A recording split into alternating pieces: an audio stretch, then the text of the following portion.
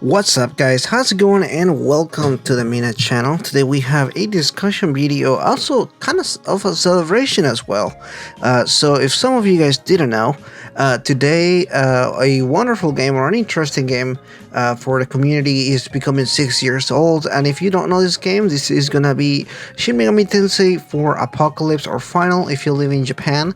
There's a lot of discussion regarding this game, and this is basically what this video is about. Does Shin Megami Tensei 4 Apocalypse deserve the hate?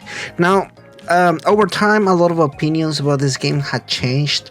But if you were at the peak of the release of this game, very beginning of that year when it came out, this game wasn't actually super well received by fans all the way. Not like other games such as the previous Shin Megami Tensei 5 or even SMT4, although it did have some backlash because of some changes.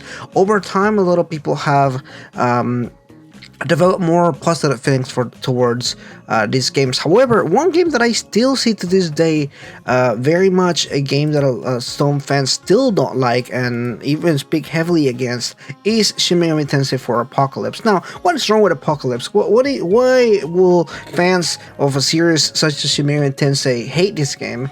And well, there's a lot of different reasons. I think as fans are always look for a particular something in the games, and I think this game does a lot of interesting things. I think it really tries to step out of the box from what other previous games have done, and they try to do very much their own thing. The problem is that this game is basically a sequel to or a what if scenario based on Shin Megami Tensei 4, the original game that came out a few years prior. Now this, if you guys didn't know, just can I give you some background information. Apocalypse actually started as being this Royal Edition, like if you've seen Persona 5 Royal or Persona 4 Golden or Maniacs, you know, so it was supposed to be this enhanced edition of Shin Megami Tensei 4, which originally had so many ideas, they had so many things to do.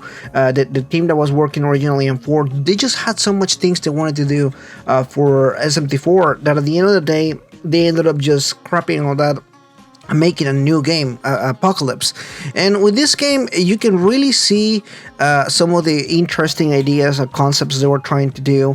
There is a lot of things that I actually think Apocalypse does good, and there are some things that I definitely see that they don't do good. Now, before we even continue as far as like what I think they do good or not, I want to say I really do appreciate the way that this game tries to do some things, but does it deserve the hate? No, I don't think it deserves the hate. I think it's a mixed game like every other game in the series. I think there's some people that love the game and some people hate it. Trust me, I thought everybody liked some games, and turns out that no, some people don't like a certain game. So you're always shocked to hear when people don't like a game, but particularly this game, I personally don't think it deserves a hate. So why do I think that? So positives first, right? So I think this game has an interesting concept, which is sometimes well utilized, like the whole thing about the relationship between the protagonist and Bagda, who is this being that is next to you, kind of like almost guiding you in a certain direction.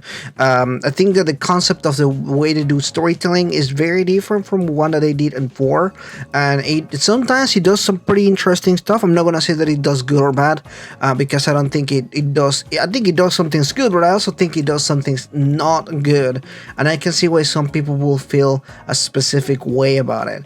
Now, that being said, I do feel like they actually do some pretty cool stuff with the gameplay. I think that the gameplay is one of those things that I feel is one of the strongest part of this game, particularly in SMT4, for example. There was you will randomly get a partner. You get partnered with someone, and sometimes this will be something bad, sometimes it will be something good. For example, if you get a partner that does ice attacks and the boss is basically strong against ice, then at that point, you know, instead of helping you, is helping the enemy, and that was really frustrating. It happened a few times in the game as I was playing through it, and it was a pain in the butt.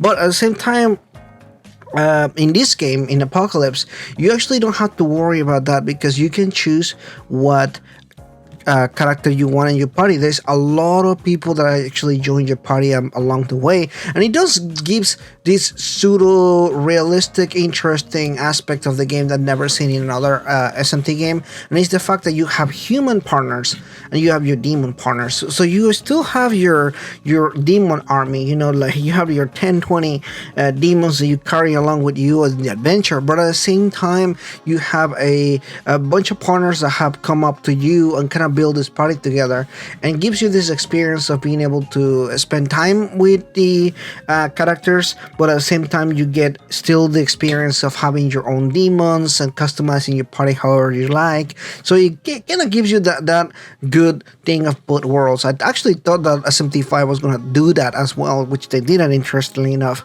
but I think that's actually one aspect that I did enjoy it a lot. I thought that it was a pretty neat idea, and it could even go deeper further on this, which I don't know if they were too afraid to do things, but I think that the idea of it was pretty cool. They revamped a lot of the ways some mechanics work, and I think they actually did an excellent job as far as like carrying the torch from SMT4 to Apocalypse. Now, that being said, they do have some negatives in this game that I want to go over, and one of them being I really don't actually enjoy the writing in this game, particularly the character writing. I think the character writing does some things to the game that doesn't make me feel as enjoyable as it could be.